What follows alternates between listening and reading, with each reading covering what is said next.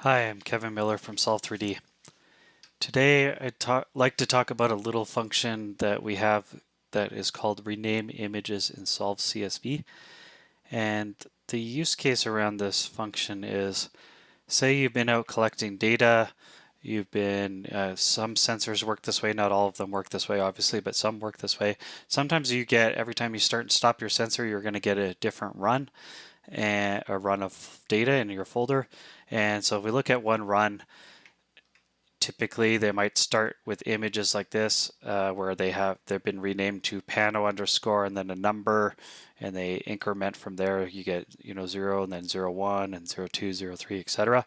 And then you look at run 2 and it might have the exact same naming schema, so you gotta get those collisions in those file names. So and then along with, if we look, let's go back to run 1 here. If we look at the CSV file that it creates, you'll also see that the CSV with the coordinate information, the location and the orientation, it also has that same issue. So if you were going to use these in a system, you might get some conflicts or some overlap between those things, and it might get confused. So we have a way to fix that.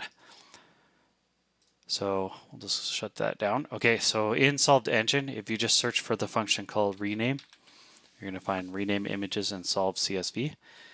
This does have to be just a kind of a prefix here. You do have to, prerequisite, you do have to have the CSV in the Solve format. If it's not in that Solve format, so Solve format being file name XYZ roll pitch A, if it's not in that format, we do have a way to convert CSVs into this format, which you can find out in our support portal. Otherwise, please reach out to our support team at support@solve.com and we can help you out.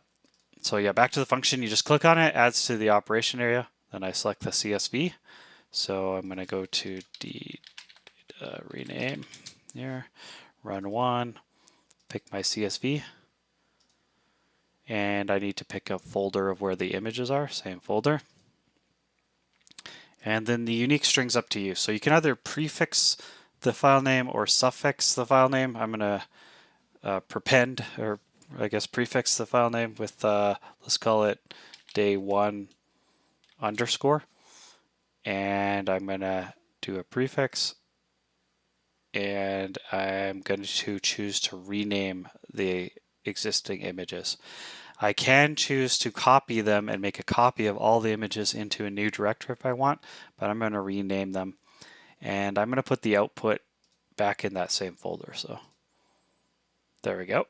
So now we can hit execute and execute workflow. And it's pretty quick, so it just did it.